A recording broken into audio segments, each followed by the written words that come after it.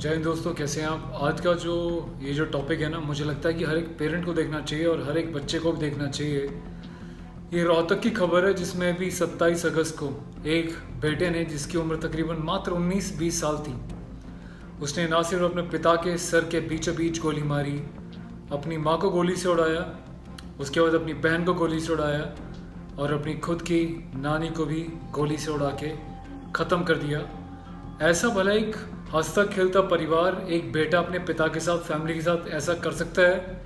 सोच के भी यकीन नहीं होता, लेकिन ये बहुत बड़ा सच है। अब तक पुलिस इन्वेस्टिगेशन के हिसाब से पुलिस ने इसको आरोपित बताया है। अभिषेक मलिक इसका नाम बताया गया, उर्फ मोनू। रोहतक के शिवाजी कॉलोनी में परिवार रहता था। पहले इस परिवार के बारे में बात करते हैं कि इनका क्या बैकग्राउंड था, क्यों ऐसे हादसे होते हैं, माँ बाप की भी कहाँ गलती रहती है। उन सब बातों पर चर्चा करेंगे, क्योंकि हमारा उद्देश्य सिर्फ न्यूज़ दिखाना नहीं है दोस्तों।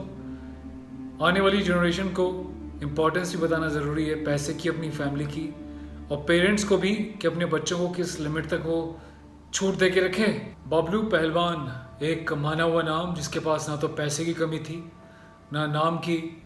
और यदि बात करें इनकी शोहरत की, तो इनके आगे पीछे तमाम लोगों की भीड़ बड़ी बड़ी गाड़ियों में चला करती थी। तो सोचिए, ऐसे व्यक्ति जिसका खुद का रुतबा इतना बड़ा हो, तो उसको भला को टच भी कैसे कर सकता है। अब जो इतना पैसा है, गाड़ियाँ हैं, सब कुछ है, तो कम उम्र में ही अपने बेटे को भी कई बार पैसे के चलते लोग बिगाड़ने का पूरे ऐसे काम करते हैं। बिगाड़ने से मतलब, यदि हम इनकी प्रोफाइल पर जाएं तो 2018 में इसकी उम्र मात्र 17 साल थी। उस 17 साल की उम्र में इस लड़के के हाथ में एक बड़ी गाड़ी थी, जिस गाड़ी को चलाता था और उसमें तमाम वीडियोस बनाता था। और इतना ही नहीं, खुद इनके पिताजी के द्वारा एक वीडियो भी ऐसा बना हुआ दिखा गया है सोशल मीडिया के ऊपर, जहाँ पे इनका बेटा पिस्टल्स को हाथ में लेके मुस्करा रहा है। तो मतलब ये आम बात थी कि घर में वेपन्स का आना, हथियारों का देखना, चलाना। शायद कम उम्र में ही बच्चे को सब दिखा दिया, सिखा दिया होगा।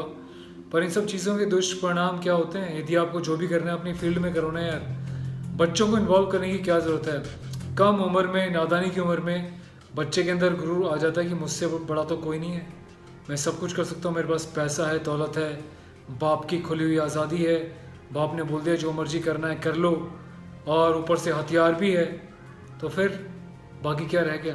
एक तरफ वो बच्चे भी होते हैं जो बेचारे स्कूल जैसे तैसे जा रहे हैं, अपनी पढ़ाई कर रहे हैं, जिनके मन में ही ख्याल रहता है कि बुरे कामों से बचें और पढ़ लिख के अच्छी नौकरी लग जाए ताकि माँ बाप का नाम रोशन हो जाए। लेकिन वहीं दूसरी ओर कुछ ऐसे भी हादसे हो जाते हैं कि माँ बाप खुद अपने बच्चे को ज़रूरत से ज़्यादा उनकी ख्वाहिशें पूरी करके, कोई भी फ़ोन आया, लेटेस्ट फ़ोन के हाथ में दे देना, महंगी गाड़ी आई, महंगी गाड़ी उनके हाथ में दे देना। अरे तो ऐसे बच्चों को कैसे पता चलेगा कि मेहनत क्या होती है, मेहनत से कमाया हुआ पैसा क्या होता है? ये तो किसी को समझेंगे नहीं।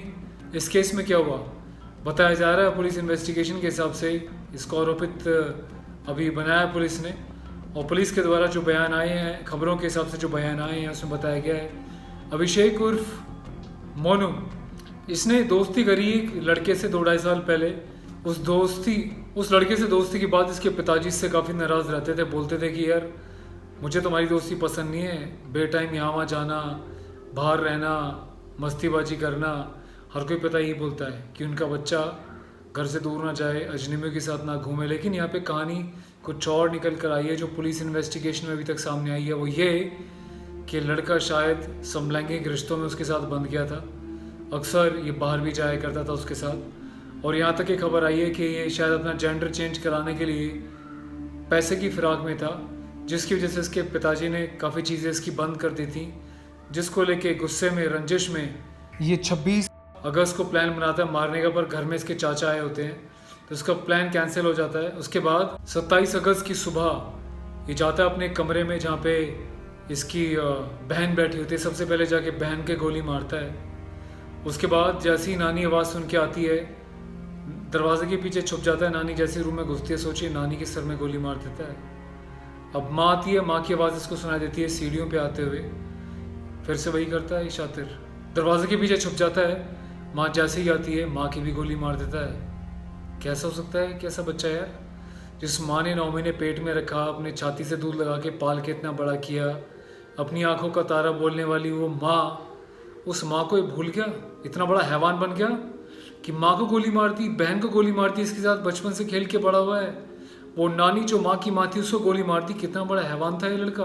उसके बाद ये नीचे जाता है जहाँ पे इसके पिताजी बैठे होते हैं, फ़ोन में कुछ अपना देख रहे होते हैं। चुपचाप ये पिस्टल को छुपा के लेके जाता है और जैसे ही मौका मिलता है अपने पिताजी के माथे के बीचों बीच गोली दाग देता है और वहीं पे मौके पे इसके पिताजी की मौत हो जाती है। हालांकि इनकी बहन जो है वो 2 दिन के बाद उनका जो है दम निकला। 2 दिन तक वो तड़पती रही बेचारी अस्पताल में। अब ये गेम खेलता है, पहुंचता है अपने चाचा के पास रोता हुआ कि चाचा मैं आया था पढ़ के और घर पे तो कोई गेट नहीं खुल रहा है। पड़ोसियों को इकट्ठा करता है, पहुंचता है चाचा के साथ साइड के घर से कूद के अपने घर में एंट्री करता है और आके वहाँ नकली रोना धोना करता है। लोगों को बोलता है कि देखो यहाँ तो खून बिखरा पड़ा है, माँ की, पिताजी की, सबकी यहाँ पे तो खून में लथपथ है, देखो। सब लोग आते हैं, पुलिस को बुलाते हैं। पुलिस के सामने भी ऐसे रोना धोना ही करता है, चीख के चिल्ला के कि मानो उसको कुछ पता ही ना हो। उसके बाद पुलिस को शक होता है कि यार ऐसे कोई बाहर का बंदा तो नहीं है, अजनबी तो नहीं हो सकता, घर का ही कोई व्यक्ति है जिसने बिना शोर शराबे के ऐसे काम किया। पुलिस इस पर निगरानी करनी शुरू करती है, इसके बारे में पूछताछ करती है, इसके फ़ोन कॉल्स को ट्रैक करना शुरू करती है। तो काफ़ी सारे सुराग पुलिस को मिलते हैं। तकरीबन 29 अगस्त तक 2 दिन तक इसे पूछताछ चलती रहती है CIA द्वारा और मनोवैज्ञानिकों द्वारा। अंत में ये सारा सच उगल देता है। पता चलता है कि इसने अपने पिताजी को, अपनी बहन को, अपनी माता को और अपनी नानी को मार दिया क्योंकि वो इसको टोकते थे बाहर जाने के लिए, ऐसे लोगों के साथ घूमने फिरने के लिए। यार ऑब्वियसली बात है ना, हर एक व्यक्ति की अपनी इज्जत होती है, अपना एक रुतबा होता है।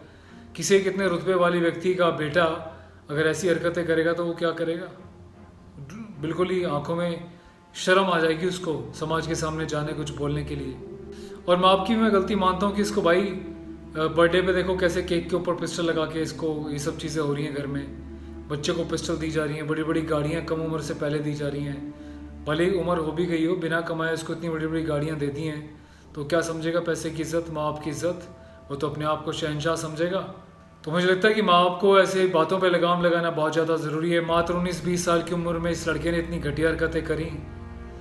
तो मैं यही बोलना चाहूँगा आज के माँ बाप से कि अपने बच्चों पे कंट्रोल रखें, जितनी ज़रूरत है उतनी ही इनको फैसिलिटीज़ प्रोवाइड करें। उनको हर 24 घंटे इतना विश्वास करके अपनी नज़रों से दूर ना रखें कि आपके साथ विश्वासघात हो जाए।